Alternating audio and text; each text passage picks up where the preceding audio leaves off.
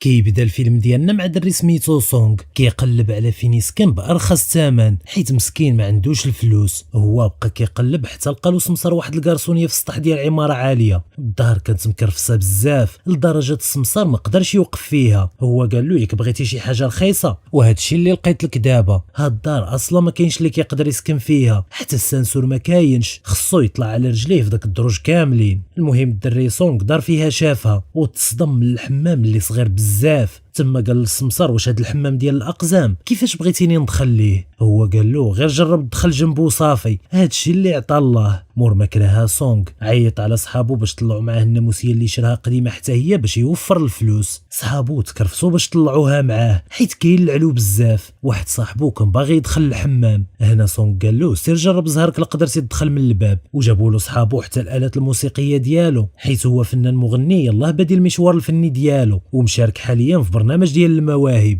في الليل هو جلس كيقنع راسو باللي الامور كلها غادي تكون بخير وهذا الشيء غادي يفوت غير باش يقدر ينعس. ولكن شويه بدا كيسمع شي اصوات كانوا حدا ودنيه لدرجه حس انه كاين معاه شي حد. تما ما تجي في بالو غير الفكره ديال الجنون. فشدها بجريه وحده خرج من العماره ومشى مور واحد الطوموبيل في الشارع واقفه وجلس ارتاح. منين حس بالعيا والنعاس قرر يرجع للدار واخا كان خايف. غير طلعوا قبل ما يبدا يسمع الاصوات هضروا كاع عافاك السجن دوز لي غير هاد الليله خليني ننعس وغدا كنوعدك غادي ندير لك اللي بغيتي. من الجهه الاخرى د الحيط كنشوفوا جارتو راني فنانه في النحت وهي مولات الاصوات. منين سمعت الحماق اللي كيقول جارها بقات غير كضحك. الغد ليه في الصباح غير فاق سونغ جاب مطرقه وبغى يهرس هذاك الحيط. وهنا نطلو البنت راني قالت له تبت اش كدير راني كاينه انا مور هاد الحيط. هو سولها شنو انت واش انس ولا جن؟ هي قالت له غير بغيتي تعيش في الخيال الواسع ديالك وصافي، انا غير انسانه عاديه وجارتك وشاركه معاك الحيط اللي رقيق وما فيش عازل ديال الصوت. داكشي علاش اي حركه صغيره مني ولا منك كتسمع لينا. ودابا غير تهنى الا كنتي باغي دير شي شكايه على هاد القضيه غير نسى حيت انا وياك في عمارات مختلفين وعناوين مختلفين وحتى مالين هاد العمارات ما محاملينش مع بعضياتهم. سونغ قال لها هادشي علاش باغا تخلعيني باش تطجيني ونهرب ونخلي لك الدار خاويه ياك؟ انا هنا لاصق ما غاديش نمشي. هي قالت له راني انا قبل منك هنا واصلا ماشي نيتي هادي، ولكن فاش خرجت منك مرحبا. وهنا غادي تبدا المنافسه بيناتهم على شكون غادي يغلب فيهم ويخلي الاخر يعيا ويمشي يرحل. ابتداء من هذا النهار كل واحد فيهم كيجبد الحاجه اللي عنده فيها الصداع بزاف باش يصدع بها الاخر. منين كيسكت واحد كينوض الثاني. سونغ صبر حتى عيا ولكن في التالي خرج كيقلب على العماره اللي فيها البنت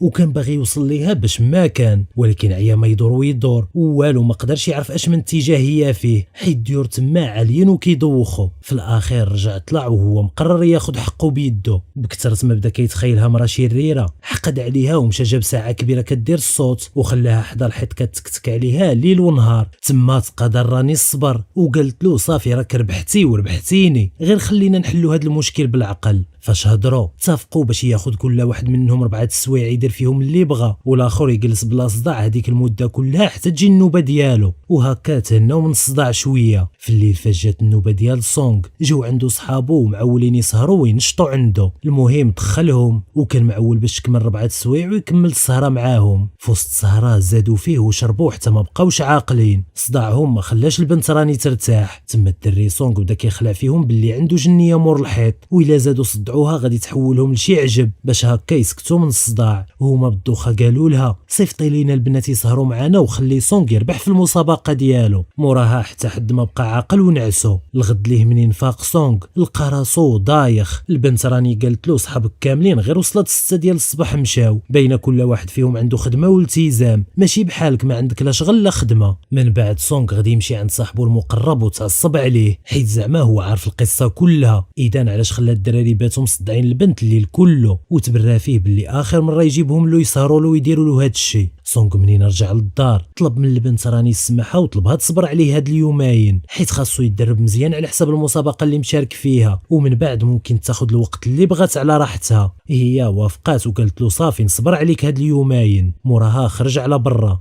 في الليل جروه صحابه وداوه لواحد الحفل دايرينو بزاف من صحابهم اخرين قدام وجداد وخا هو كان بالو غير مع المسابقه وما حملش يجي للحفله. في نفس هذا الوقت راني جات عندها اختها وجابت لي هذاك الشيء اللي خاصها. فاش عرفت باللي شي حد ساكن حداها حطات ودنيها على الحيط باش تسمعو. راني قالت لها بلا ما تحتاجي تلصقي على الحيط باش تسمعيه، كون كان دابا في الدار من بلاصتك تسمعي كل شيء، دابا راه ما كاينش خارج. اختها قالت لها ياك العفريته دغيا هربتي الجار الجديد. هي جاوبتها لا مازال ساكن غير خارج دابا، ولا مشى نيت بحالو فين كاين المشكل. نرجعوا عند سونغ اللي كان مازال في الحفله، تما غادي يشوف خطيبته القديمه، هو غير شافها تقلب له المورال، فمشى خرج للبالكو وشعل كارو. هي تبعاتو على برا وسولاتو واش مازال كتكمي، هو قال لها لا قطعته من شحال هادي، ولكن غير شفت وجهك طاح لي المورال وخاصني نرجعو. هي قالت له مزيان منين لقيتك هنا باش نقول لك عرسي قريب وخاصك تحضر، ياك غادي تجي؟ هو قال لها غادي نجي، علاش ما نجيش؟ من تما رجع سونغ للدار مخربق وماشي على خاطره. راني كانت خدامه كتنحت،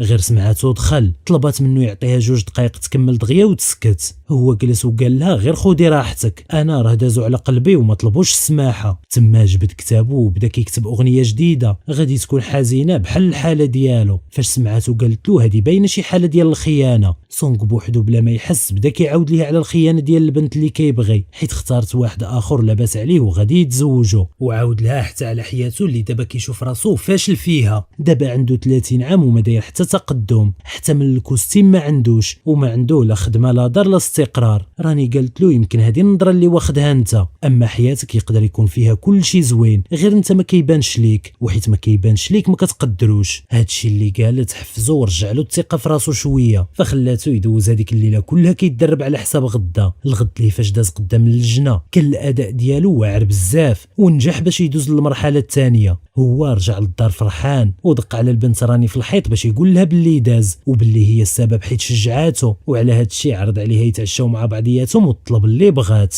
شويه تفكر راه ما عندوش الفلوس، فقال لها لا طلبي على قد اللي كاين في جيبي. هي ضحكات وقالت له موافقه، غير خليه تيجي الوقت المناسب. ودازت هاد الليله زوينه عليهم بجوج. الغد ليه لاول مره غادي نشوفوا راني موجده راسها وغدا خارجه. هي قالت لسونغ ياخذ راحته هاد النهار ويدير اللي بغى، حيت عندها ما يدار وغادي تعطل حتى الليل عاد غادي ترجع، وما قالتلوش فين غادا. هاد النهار راني كانت عندها جلسه مع المحاميه ديالها ومدير الشركه اللي كانت خدامه فيها. هي رفعت على داك المدير دعوه حيت سرق ليها التصميم ديالها وباعوه بالسميه ديالو ديال الشركه. المدير برر هاد الشيء انها في هذيك المده كانت خدامه معاهم، واي تصميم صوبات كيعتبروه ديال الشركه. هي قالت له لا هاد الشيء ماشي صحيح، حيت انا مسانيه معاهم حتى ورقه اللي فيها انني كنعطي الملكيه ليهم في التصاميم ديالي، بالعكس اي حاجه كنت كنخدمها خاصها تحط بالسميه ديالي. في الاخر المحاميين وهي والمدير غادي يخرجوا بحال اللي يرضيهم. هما قالوا لهم الربح ديال هذاك التصميم غادي يتقسم بالتساوي عليهم بجوج. راني كملت الجلسه فرجعت للدار وهي مقلقه على هذا الشيء اللي وقع ليها، حيت سرقات في خدمتها وتمارتها. هي عاودت هذا الشيء لسونغ اللي تعصب وقال لها داك الساعه علاش اللي ما ضربتيهش النيت وخديتي حقك بيدك، ولكن هذا الشيء ما غاديش يوقف هنا، ضروري ندموه. في النهار الثاني المدير ديال الشركه مشى لاصال يتريني كيف العاده. سونغ حتى هو مشى لنفس لاصال ودا معاه صحابو بجوج وصيفطهم ليه. الصحاب وقفوا عليه على اساس هما رياضيين قدام هنا في لاصال، ودابا شافوه كيدير شي حركات غلط فبغاو غير ينصحوه ويوريوه كيفاش يدير ليهم. فعلا هو تاق فيهم، فطلع واحد منهم للماشين يوريه الحركه كيفاش كدار. هادشي غير باش يلاهيه، والاخر يحط له شي دواء في القرعه الماء ديالو. فاش كملوه زادوا له في الوزن وقالوا له يلا طلع كمل الباطل راك واعر، ورد بالك على ظهرك وخاصك تشرب الماء مزيان. من بعد خلاوه يشرب من القرعه ومشاو.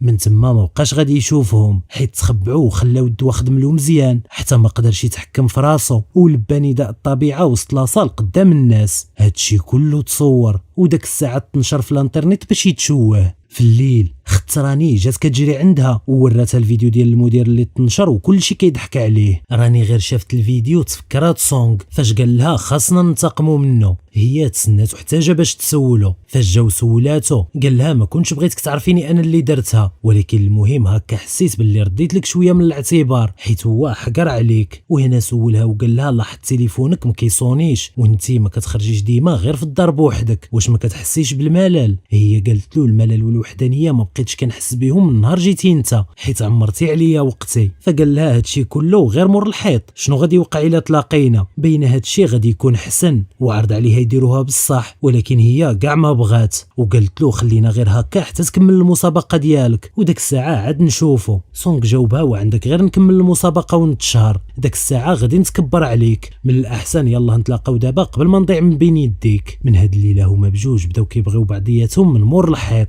كانوا الخروجات ديالهم كيديروهم غير بالجي بي اس وكيبقاو يهضروا ويضحكوا وكل شيء غير مور الحيط، حتى جا النهار اللي اتفقوا فيه تعرفوا على عائلات بعضياتهم. هي جابت اختها وهو غادي يعيط على صاحبه اللي غادي يجي عنده بالكوستيم معول على ملاقيه حقيقيه، صدق غادي يحطوه غير قبالة الحيط ويبداو يهضروا ويتعرفوا على بعضياتهم غير هكا. كان في الصراحه موعد في شكل وما كيجيش في البال، ماشي بحال القصص التقليديين، وهذا الشيء كان عاجب سونغ بزاف. المهم سونغ وراني بقاو على هذا الحال شحال من نهار. في واحد النهار راني قالت له على مشروع بغات تشارك فيه اللي هو سلسله قصص مصوره مشهوره، وهما كيهضروا سونغ غادي يسمع الدقان في الباب، فاش فتح تصدم حيت لقاها الاكس ديالو في الباب. قالت له راني ضغط وما عنديش من غيرك اللي نجي نهضر معاه حيت كنحس براسي ما غاديش نقدر نتزوج، وكانت باغا تدخل عنده ولكن هو ما خلاهاش وقال لها يلا نخرجوا نكملوا هضرتنا برا. هادشي كله سمعته راني وبقى فيها الحال. موراها حتى هي غادي يجيها تليفون من المدير ديال الشركه، هو قال لها عندي لك موضوع مهم، اجي عندي دابا للقهوه. راني لبسات ونزلت عنده فعطاها واحد العقد ديال الشراكه غادي يكونوا فيه الارباح بالنص، وبدا كيقول لها انت فنانه وكيفكرها في الانجازات اللي دارتو هي معاهم في الشركه، ولكن قبل ما تسني غادي تفكر فاش دارت فيه الثقه وعطاتو التصميم ديالها، وهو خداه لمجلس الاداره وقال لهم باللي هو اللي صوبو. هادشي عاود حقدها عليه، تما هي خرجت من القهوه وخلاتو.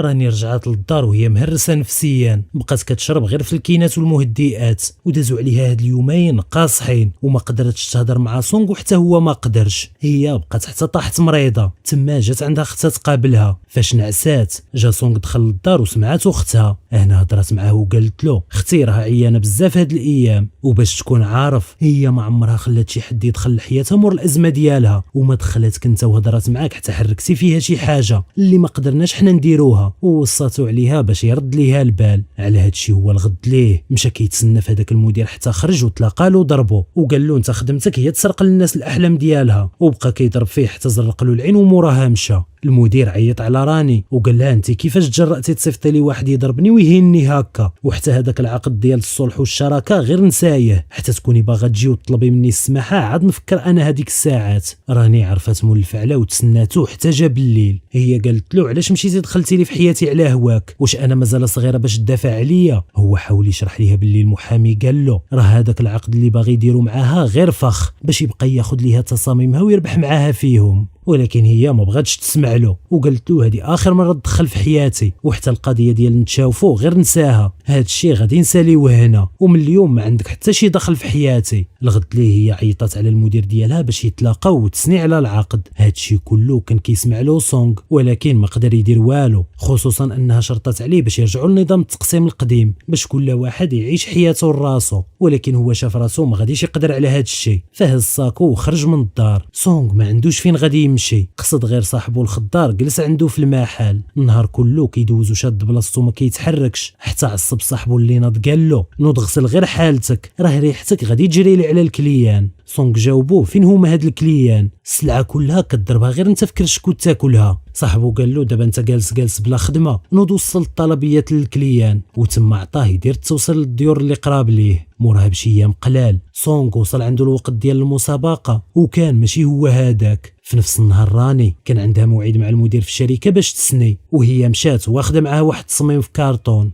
راني حطاتو قدام المدير وهو كان فرحان باش يشوف الجديد، حتى غادي يلقى تمثال منحوت ليه هو شخصيا في الوضعيه اللي كانت تفضح بها في لاصال. تما هي هزات العقد قطعاتو وقالت له انا ما نادماش حيت اخيرا غادي تفرق طريقي على طريقك، وقبل ما تمشي قالت له كون دير خير في راسك وتدوش، راه من نهار عرفتك وريحتك ماشي تلهيه. وهنا خرجت من الشركه وهي كلها نشاط وفرحه وعاد حست بالحريه. في نفس هذا الوقت كان سونغ قدام اللجنه ديال التحكيم، هو غنى بكل حزن ولكن ماشي هو هذا المستوى اللي كان عليه من قبل. تما اللجنه غادي ترفض دوزو وتصدموا علاش غنى بهذا الشكل. هو ما دار حتى ردة فعل، بالعكس بقى مبرد وقال لهم غير سمحوا لي حيت ما كنتش عند حسن الظن ديالكم، وموراها خرج من القاعه. غير خرج ووصل للشارع غادي يشوف البنت راني واقفه، واخا ما عمرهم شافوا بعضياتهم من قبل ولكن القلوب كتعرف بعضياتها. داك الساعه قربوا لبعضياتهم بجوج وهما كيضحكوا حيت اخيرا تلاقاو في النهار اللي ما خطوش ليه، ومن تما رجعوا بجوج وقرروا يكملوا هاد القصه بالزواج. فاش رجع سونغ للدار وعلم صحابو جاو يباركوا ليه وجابوا مطارق هرسوا بهم الحيط اللي بينه وبين راني، حيت دابا غادي يعيشوا بجوج وما بقات حتى حاجه غادي تفرق بيناتهم.